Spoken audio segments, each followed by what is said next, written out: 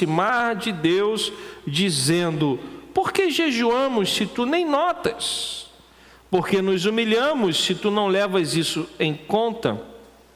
Acontece que no dia em que jejuam, vocês cuidam dos seus próprios interesses e oprimem os seus trabalhadores.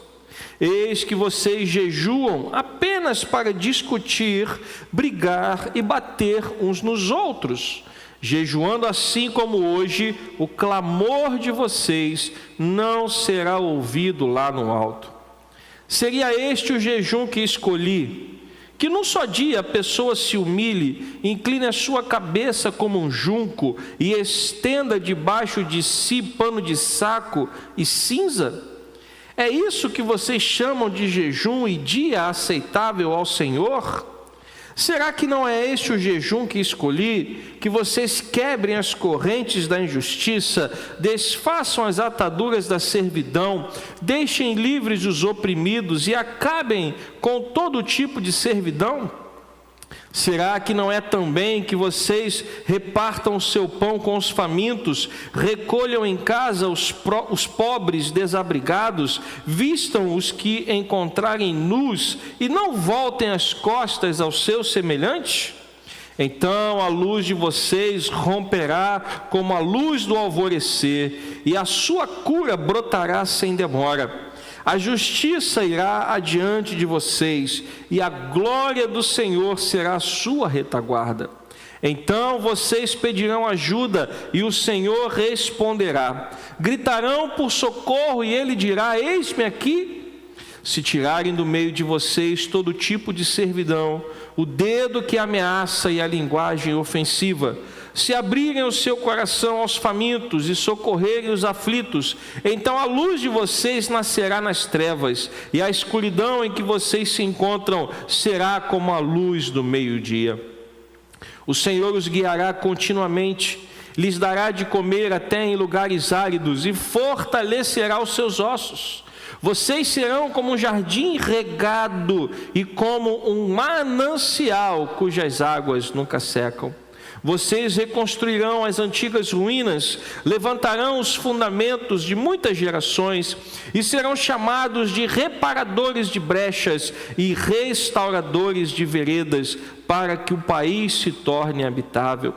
Se vigiarem os seus pés para não profanarem o sábado, se deixarem de cuidar dos seus próprios interesses no meu santo dia, se chamarem ao sábado de meu prazer e santo dia do Senhor, digno de honra, se guardarem o sábado, não seguindo os seus próprios caminhos, não pretendendo fazer a sua própria vontade, nem falando palavras vãs, então vocês terão no Senhor a sua fonte de alegria. Eu os farei cavalgar sobre os altos da terra e os sustentarei com a herança de Jacó, seu pai, porque a boca do Senhor o disse. Que a igreja do Senhor diga amém. Pai querido, Pai amado, obrigado, meu Deus, pela tua palavra que foi lida e que agora exposta possa falar aos nossos corações, trazendo vida para nós, ó Pai, e nos ajudando a colocarmos em prática os teus princípios, os teus mandamentos e os teus ensinamentos. Louvado e bendito seja o teu nome para todo sempre. Amém. Graças a Deus. Irmãos, nós estamos falando sobre os resultados de uma vida cheia do Espírito Santo. E como eu disse semana passada, eu quero, nesses domingos, trazer um pouco do que nós falamos na semana de jejum e oração. Falamos sobre o primeiro dia do jejum, que é voltar a ter fome e sede de Deus. No primeiro dia do jejum nós falamos sobre isso. O povo de Deus precisa voltar a ter fome e sede de Deus. No segundo dia do jejum e oração, nós falamos sobre o jejum que agrada a Deus. Nós precisamos entender, meus irmãos, que quando Deus pede algo ao seu povo, Ele é quem determina os parâmetros. Quando Deus pede para o seu povo cultuá-lo, Ele define os parâmetros desse culto. Quando Deus pede para o seu povo orar, Ele define os parâmetros desta oração. Quando Ele pede ao seu povo para jejuar, é Ele quem define os parâmetros do jejum que deve ser feito. Você entende isso? Quando Deus pede algo, quem define os parâmetros é Ele. Por isso nós não podemos fazer a vontade de Deus segundo aquilo que a gente quer. Para agradá-lo, nós precisamos fazer segundo aquilo que Ele já estabeleceu. Falando de jejum, nós precisamos entender que o jejum é um período de consagração. Jejum não é um período apenas para não comer, né? Hoje em dia está muito na moda, para algumas pessoas que fazem dieta, o tal do jejum intermitente. O jejum bíblico não é isso. O jejum bíblico não é ficar um período sem comer. O jejum bíblico é separar um tempo para se consagrar a Deus. E nesse tempo eu estarei em jejum, dizendo não para a minha carne e dizendo sim para aquilo que Deus quer. Posso ouvir um amém? Isto é o jejum bíblico. Agora, quando Isaías começa a falar sobre jejum, ele começa a alertar o povo que as práticas que estavam sendo feitas ou realizadas pelo povo de Israel não estavam agradando a Deus, porque elas estavam em desacordo com aquilo que Deus havia estabelecido. Aqui nos 3 primeiros versículos, Isaías começa a dizer que deveria ser gritado a plenos pulmões, que a voz deveria ser erguida e anunciando ao povo de Deus os seus pecados ou as suas transgressões. E mesmo cometendo erros, eles continuavam indo à presença de Deus, como fala no versículo 2, eles continuavam se aproximando de Deus, mas não para buscá-lo, e sim para reclamar. Veja no versículo 2, pode colocar na tela, por favor, que diz assim: mesmo nesse estado, que estado? No estado de pecado, que foi dito no primeiro versículo. Ainda me procuram dia a dia, tem prazer em saber os meus caminhos. Como o povo que pratica a justiça e não deixa o direito do seu Deus, perguntam-me por sentenças justas. Tem prazer em se aproximar de Deus, dizendo... Aí vem o versículo 3. O que o povo dizia? Por que jejuamos, se tu nem notas? Por que nos humilhamos, se tu não levas isso em conta? Ou seja, o povo continuava buscando a Deus, não para adorá-lo, mas para reclamar. Por que nós estamos fazendo essas coisas, se o Senhor não está nos respondendo? Meus irmãos, quando o povo de Deus começa a ver os céus fechados, é preciso, é necessário fazer uma análise. Se nós estamos cumprindo a vontade de Deus, se nós estamos fazendo aquilo que Deus pede de nós, e as coisas não estão acontecendo, se os céus estão fechados, se a boa mão do Senhor não está vindo sobre nós, nós precisamos fazer uma reflexão. E esta reflexão, ela somente nos levará a um resultado. Entre Deus e nós, quem é que está errado? Nós. Porque Deus não muda. Deus não tem pecados. Então, se alguma coisa está errada com o povo de Deus. Então o povo se chegava para Deus e falava: por que nós jejuamos se tu nem notas? Por que nos humilhamos se não levas isso em conta? E aí Deus respondeu. Qual foi a resposta de Deus? Ainda no versículo 3. Acontece que o quê? Pode ler. No dia em que jejuam, o que vocês fazem? Ora, eu disse que o jejum é um período de quê? De consagração. Como eu vou me consagrar e ao mesmo tempo cuidar dos meus próprios interesses? Você entende que são coisas distintas? Ou eu me consagro, ou eu cuido dos meus próprios interesses. Ah, pastor, mas eu trabalho. Como é que eu vou jejuar? Eu vou dizer para o meu patrão que eu não vou trabalhar porque eu estou em jejum? Olha, se você não consegue jejuar no dia do seu trabalho, jejue no dia da sua folga. Ah, pastor, mas no dia da minha folga é minha folga.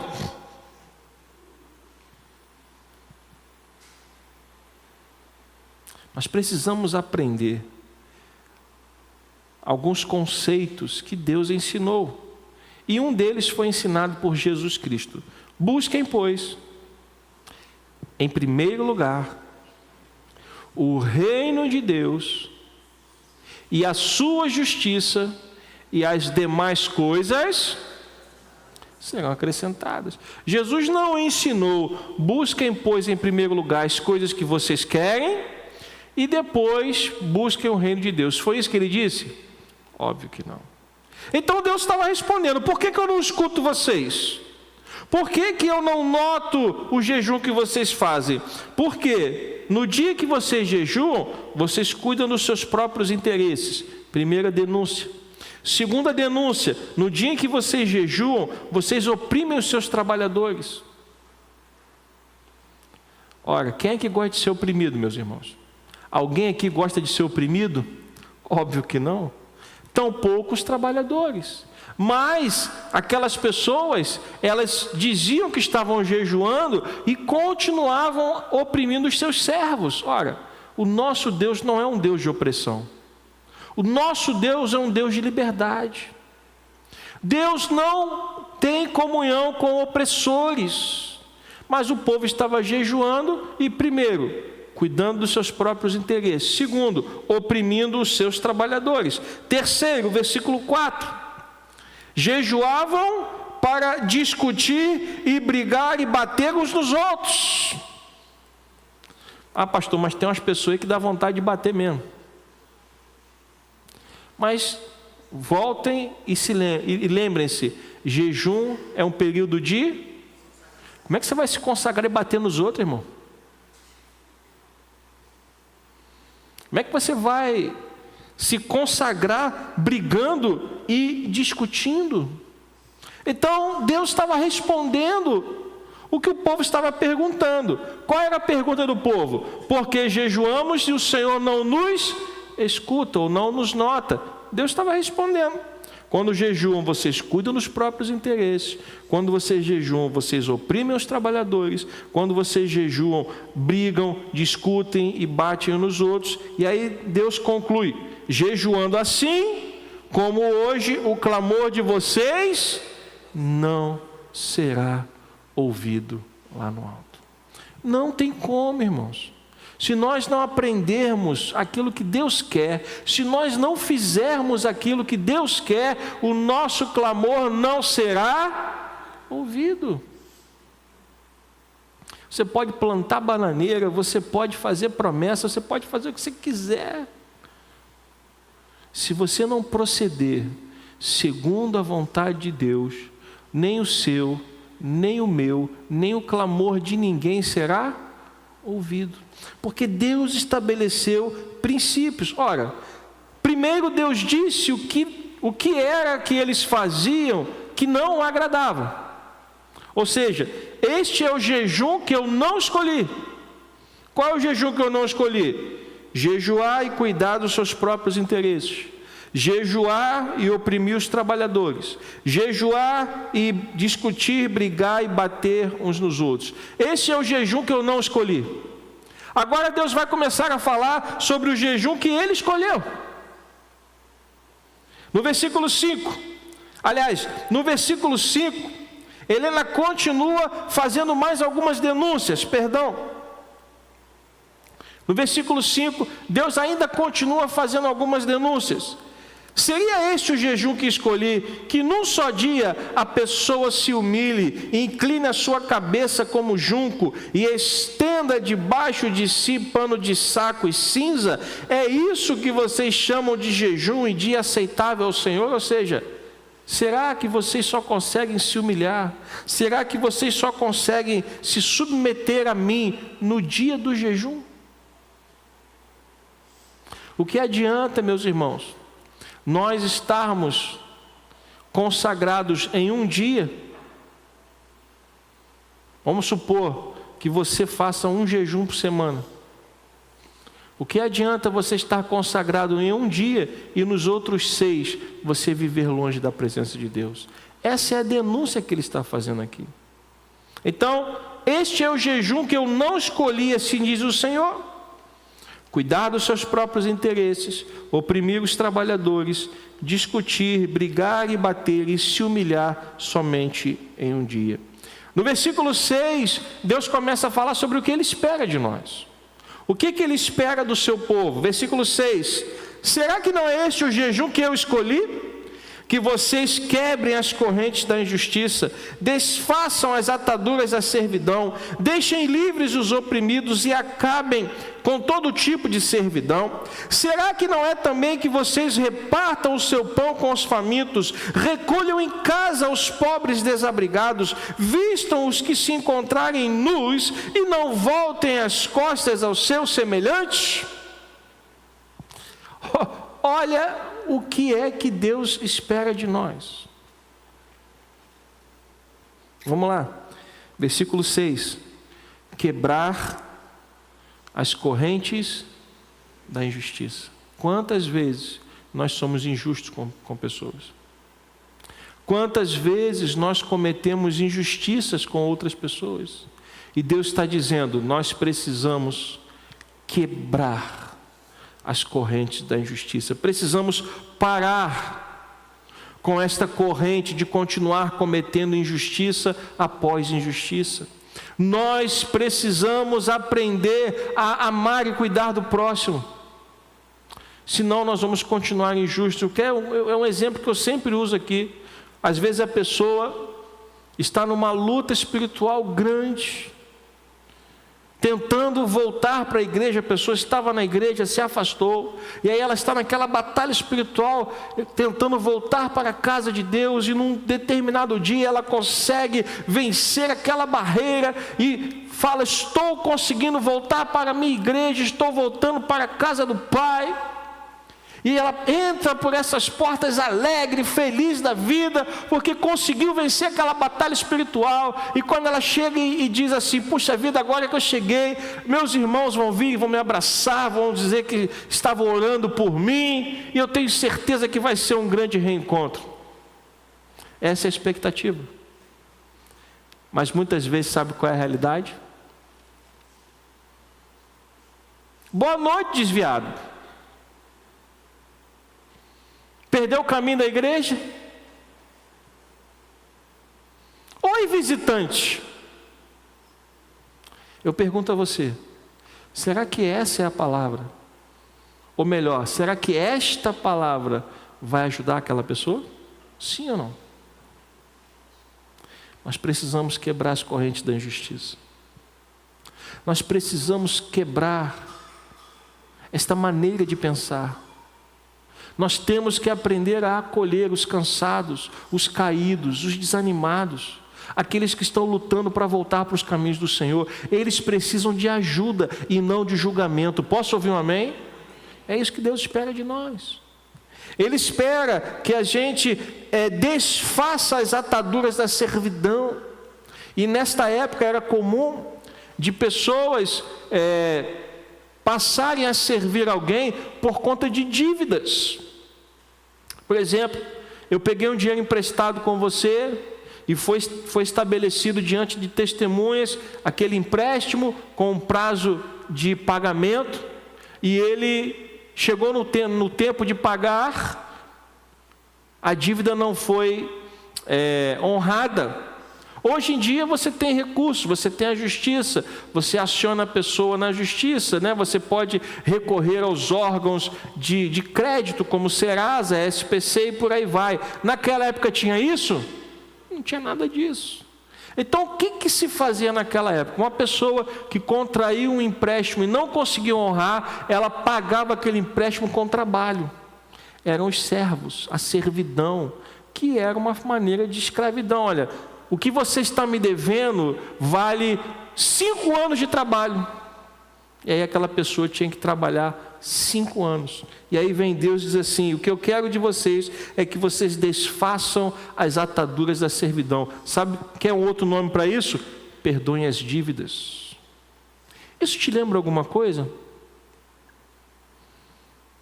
Perdoar dívidas, te lembra alguma coisa? A oração do Pai: perdoa as nossas dívidas, assim como nós perdoamos aos nossos devedores. Olha, Deus fala. Você acha que Jesus tirou da onde? Eu quero que vocês quebrem as correntes da justiça. Eu quero que vocês desfaçam as ataduras da servidão. Eu quero que vocês deixem livres os oprimidos e acabem com todo tipo de servidão. Agora preste atenção no versículo 7. Será que não é também o que eu quero, que vocês repartam o seu pão com os famintos? Recolham em casa os pobres desabrigados, vistam os que se encontrarem nus e não voltem as costas aos seus semelhantes? Esse trecho te lembra alguma parte, alguma outra parte da Bíblia também?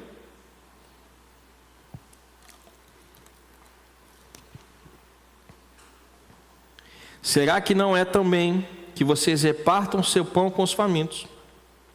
Recolham em casa os pobres desabrigados, vistam os que se encontrarem nus e não voltem as costas aos seus semelhantes. Isso não te lembra nenhum outro trecho da Bíblia, não? Tive fome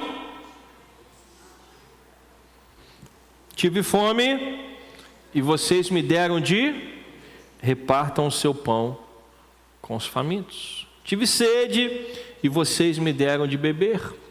Estive nu, vistam os que se encontrarem nus. Estive preso e vocês foram me ver. Não virem as costas ao seu semelhante.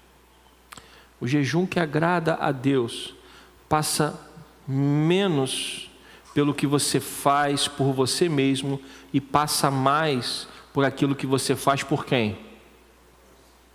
Pelo próximo. Você percebeu isso? O jejum que agrada a Deus, ele fala menos de mim e fala mais de nós. Se eu apenas jejuar por jejuar, cumprindo um ritual, ficando um período de tempo sem me alimentar, sabe quem fazia isso muito bem? Os fariseus. E sabe como Jesus chamou os fariseus?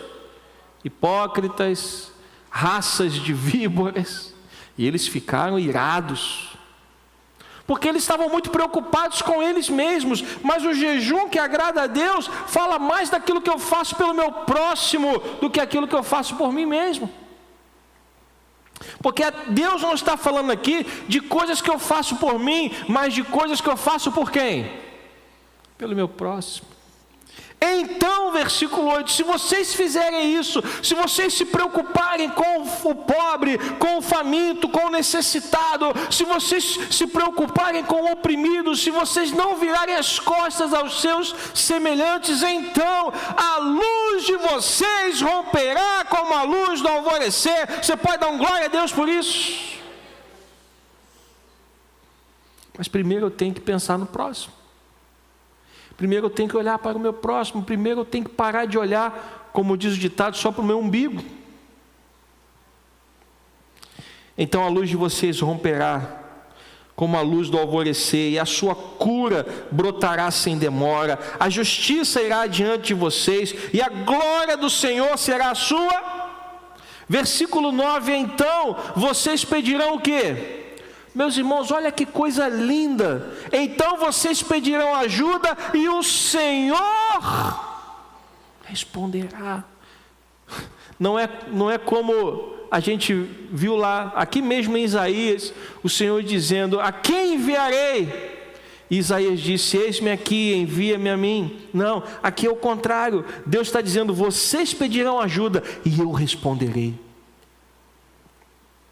Ele diz mais: gritarão por socorro e ele dirá: eis-me aqui. Olha, meus irmãos, Deus está dizendo: quando vocês clamarem por mim, eu estarei com vocês. Mas para isso nós precisamos mudar o nosso comportamento, nós precisamos mudar a nossa religiosidade, porque eu já disse aqui, religiosidade não agrada a Deus. O que agrada a Deus é uma vida cheia do Espírito Santo. E uma vida cheia do Espírito Santo, ela não é uma vida religiosa, ela entende os princípios da palavra e os coloca em prática. E os princípios de Deus não façam isso. Aqui no finalzinho do versículo 9, se tirarem do meio de vocês, olha que Deus começa a falar de novo. Se tirarem do meio de vocês todo tipo de servidão, se tirarem do meio de vocês o dedo que ameaça, se tirarem do meio de vocês a linguagem ofensiva, versículo 10, se abrirem o seu coração aos famintos e socorrerem os aflitos, então a luz de vocês nascerá nas trevas e a escuridão em que vocês se encontram será como a luz do meio-dia. São coisas, meus irmãos, que nós podemos fazer. A gente pode tirar do meio de nós todo tipo de servidão? Sim ou não? Podemos. A gente pode tirar do meio de nós o dedo que ameaça? Podemos. A gente pode tirar do nosso meio a linguagem ofensiva? Podemos. A gente pode abrir o coração aos famintos? Sim ou não? Podemos. A gente pode socorrer os aflitos? Podemos.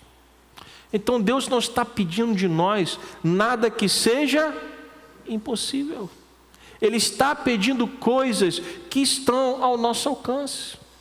Se nós fizermos isso, então a luz de vocês nascerá nas trevas, a escuridão em que vocês se encontram será como a luz do meio-dia. Versículo 11, o Senhor os guiará continuamente, lhes dará de comer até em lugares áridos e fortalecerá os seus ossos. Vocês serão como um jardim regado e como um manancial cujas águas nunca secam. Vocês reconstruirão as antigas ruínas, levantarão os fundamentos de muitas gerações e serão chamados reparadores de brechas e restauradores de veredas para que o país se torne habitável. Veja quanta bênção Deus promete para aqueles que se comprometem com uma verdadeira mudança no seu coração. Você pode dizer amém? Tudo isso é possível. Eu quero ser um reparador de brecha, eu quero ser um restaurador de veredas, de caminhos. Você também quer? Então nós podemos fazer isso. Entregar a Deus aquilo que Ele está nos pedindo. Agora, é interessante que Isaías aqui entra numa outra questão, a partir do versículo 13. Porque até aqui, Isaías está falando sobre jejum. O povo estava jejuando e não estava tendo resposta. E Deus está dizendo, vocês estão jejuando e não estão tendo respostas, porque vocês estão cumprindo uma religiosidade, mas estão se esquecendo do próximo. A partir do versículo 13, Deus sobe um pouquinho a denúncia. Até o versículo 12, Deus lembra de tudo o que o povo de Deus estava esquecendo com relação ao próximo. Do versículo 13 em diante, Deus começa a lembrá-los do que eles estavam esquecendo com relação ao próprio Deus. O que é que aquele povo estava esquecendo com relação a Deus? Versículo 13. Se vigiarem os seus pés, para não profanarem o quê? E se deixarem de cuidar dos seus próprios interesses no meu santo dia. Se chamarem ao sábado de meu prazer, e santo dia do Senhor, digno de honra, se guardarem o sábado, não seguindo os seus próprios caminhos, não pretendendo fazer a sua própria vontade, nem falando palavras vãs, então vocês terão no Senhor a sua fonte de alegria. A partir de agora, Deus começa a mostrar como o povo estava errando, não mais em relação ao próximo, mas como o povo estava errando em relação a quem? a Deus. O que era o sábado? O que era o sábado do Senhor, prescrito na lei? Quando o povo estava no Egito, o povo era o que lá? O povo era escravo. Eu pergunto a você, quantos dias o escravo trabalha? Quantos dias o escravo trabalha? Todos? Escravo não tem folga? Duro, né, meus irmãos? De domingo a domingo, de sol a sol, o povo de Deus trabalhava lá para Faraó sem qualquer descanso. Quando o povo é tirado do Egito, Deus entrega a Moisés a lei. E lá na lei tinha um dos itens, dizia assim: você vai trabalhar e realizar toda a sua obra durante os 6 dias da semana, mas o 7º dia é do Senhor. Ele é santo. E nesse dia vocês devem adorar a Deus. Então, durante muitos anos, o povo de Israel fazia todos os seus trabalhos em quantos dias? 6. E no 7º dia, o que eles faziam? Pastor, eu acho que eles iam para a praia, comer um camarãozinho no espeto, tomar uma água de coco, né? Nadar no Rio Jordão. Não é isso? Por que Deus santificou o sábado? Porque se o povo estava trabalhando 6 dias, quando é que o povo ia ter tempo para adorar a Deus? No 7º dia. Então o 7º dia não era para o povo fazer o que ele bem queria. O 7º dia era de quem? Era o dia do Senhor. E deveria ser consagrado ao Senhor. E no 7º dia o povo deveria estar na presença do Senhor. A Bíblia diz que Deus é o mesmo ontem, hoje e sempre. Pastor, mas hoje nós não guardamos o sábado. Não. Porque com a morte e a ressurreição de Cristo, Jesus Cristo sendo crucificado numa sexta-feira e ressuscitando ao 3º dia, ele ressuscitou que dia? Domingo. Então a igreja primitiva começou a separar como dia do Senhor o domingo e não o sábado. Mudou o dia, mas não o princípio. 6 dias você tem para fazer o quê? Para trabalhar, mas o 7º dia ele pertence a quem? Ao Senhor. E o que a gente vê hoje acontecendo?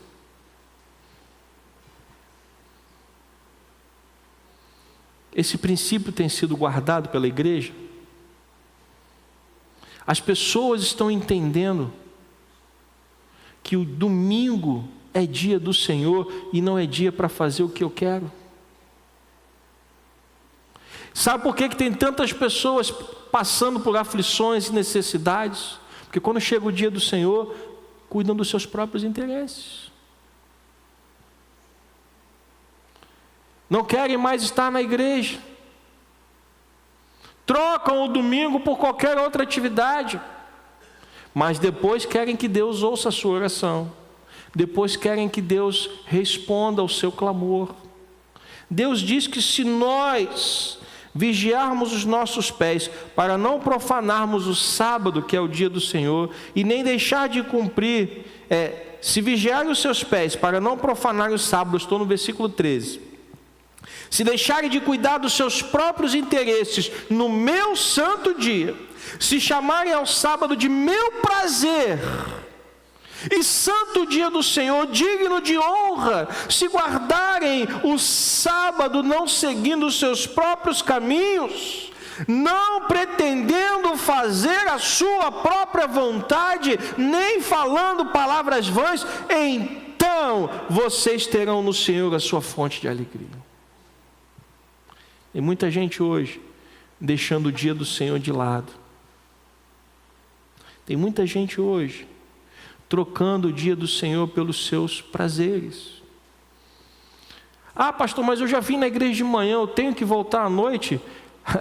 A pergunta que deveria ser feita não era essa. Aliás, não era nem uma pergunta. O meu prazer, até hoje, ao longo de 37 anos de cristão, é separar o domingo todo para Deus. Desde que eu me converti, o meu domingo, ele pertence ao Senhor. Antes de ser pastor, antes de ser diácono, antes de ser ministro, antes de ser um obreiro, um trabalhador na casa de Deus, antes de me casar, já era assim. Nossos filhos cresceram assim. Chegava no domingo, pai, vamos à praia hoje? Eu falava, não. Por quê, pai? Porque hoje é dia do Senhor. Ah, mas os meus colegas foram para a praia. Você vai para a igreja. Por quê? Porque domingo é dia do Senhor. Ah, mas o senhor só sabe falar isso? Sim, porque é o que a palavra fala. Domingo é dia do Senhor. E hoje, nossa filha já casada e meu filho já com seus 20 anos de idade, eu não preciso mais falar, porque eles já sabem que domingo é dia do Senhor. E a não ser que aconteça alguma coisa, você vai encontrá-los aqui de manhã e de noite. Não porque eu sou pastor, não porque eu os obrigo, mas porque eles sabem que a obediência e a alegria de estar na casa de Deus traz a bênção de Deus sobre nós. Se o povo de Deus se lembrasse dessas coisas, se o povo de Deus abrisse os seus ouvidos para essa realidade, muitas coisas iriam mudar no meio do povo de Deus. Mas o que nós vemos hoje são pessoas que vêm à igreja uma vez por semana e querem a bênção de Deus. Deus está dizendo, vocês não se preocupam com o próximo e vocês não se preocupam com o que eu quero. Então eu também não vou abençoar vocês. Enquanto não houver uma mudança de comportamento, enquanto não houver uma mudança de entendimento, enquanto não houver uma mudança de mente e coração, nós vamos continuar vivendo aquém daquilo que Deus tem para nós. E Deus tem para nós, olha o que ele fala no versículo 14: eu os farei cavalgar aonde? Versículo 14, já achou ali? Eu os farei cavalgar aonde? Sobre os altos da terra. Eu os sustentarei com a herança de Jacó, porque a boca do Senhor o disse. Meus irmãos, Deus tem tantas bênçãos para nós. Ah, pastor, mas domingo eu tenho que fazer comida para a semana. Ah, pastor, mas domingo eu tenho que preparar o planejamento do meu trabalho. Ah, pastor, mas domingo eu tenho que fazer uma graninha extra, senão eu não consigo pagar as contas. Ah, pastor, porque domingo eu tenho que fazer isso, aquilo. Domingo é dia do Senhor. O domingo não é seu, o domingo não é meu, o domingo é de Deus. Enquanto a gente não aprender ou reaprender isso, nós vamos continuar patinando nos mesmos erros. O domingo não é meu, o domingo não é seu, o domingo é do Senhor. Quem está falando isso não é o pastor André. Isaías capítulo 58, está aqui a palavra de Deus, nós estamos com a Bíblia aberta. Eu não subo nesse púlpito para falar do que eu acho, eu não subo nesse púlpito para falar do que eu penso, eu subo nesse púlpito para expor a palavra de Deus. Enquanto não houver uma verdadeira mudança, nós vamos continuar cometendo os mesmos erros e querendo que Deus faça alguma coisa, a resposta de Deus é: eu não vou fazer enquanto vocês não se consertarem. Domingo é dia do Senhor, meus irmãos. E eu falo isso também para você que está nos assistindo pelo YouTube, que está sendo gravada esta mensagem. Domingo é dia do Senhor e de mais ninguém. Então nós precisamos voltar a santificar esse dia para Ele. Ah, pastor, mas eu tenho problemas. Deixa-me te dar uma notícia: você não é o único que os tem. Tem gente aqui que vem nos 2 cultos. Gente nova, gente já com mais idade, gente com carro, gente sem carro. Todo tipo de pessoas eu vejo aqui nos 2 cultos da igreja no domingo. Para essas pessoas, os obstáculos, eles são transponíveis, porque essas pessoas passam por cima deles e dedicam o dia para Deus. Agora, se você continuar colocando obstáculos, ah, pastor, mas o que vai acontecer na minha vida? A mão de Deus não vai te abençoar. Quem está falando isso é a Bíblia, não sou eu. A gente semeia, semeia, semeia e não colhe nada. A gente trabalha, trabalha, trabalha, trabalha e não vê o resultado do nosso esforço. Por quê? Porque Deus não está sendo a nossa prioridade, porque nós não estamos buscando em primeiro lugar o reino de Deus e a sua justiça. E as demais coisas não serão acrescentadas. Gente, é igual matemática, é 2 mais 2. 2 mais 2 dá quanto? Dá 4. 2 mais 2 dá 4.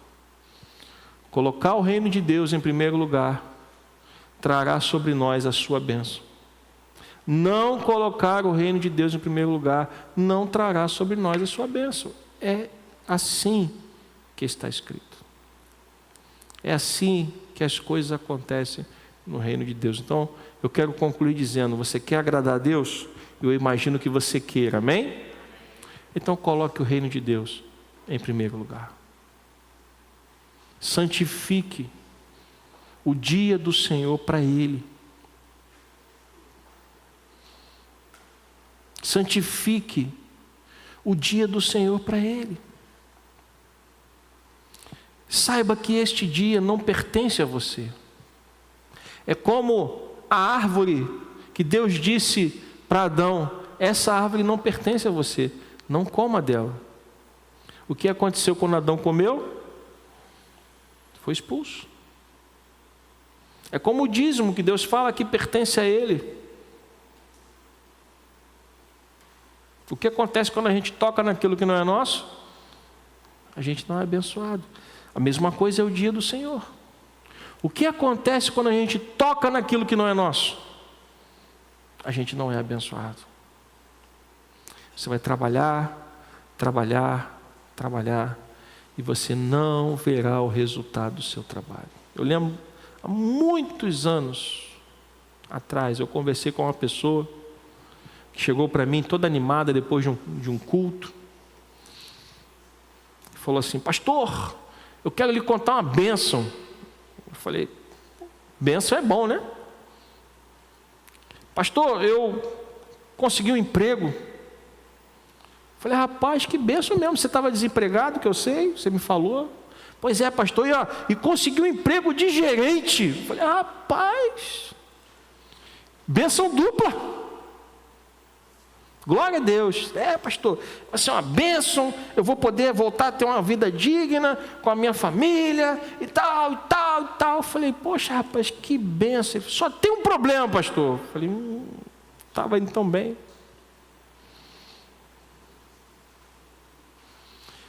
Eu vou ter que trabalhar os domingos.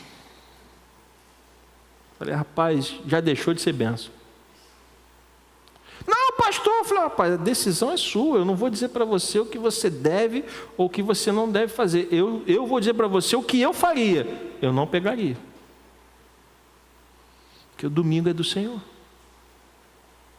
Não, pastor, mas eu vou dar conta, eu vou vir para a igreja. Eu falei para ele: eu duvido. Eu não dou um mês para você estar fora da igreja. E sabe o que aconteceu? Um mês depois, essa pessoa não estava mais na igreja. E até hoje não está mais no caminho do Senhor. As coisas de Deus são claras.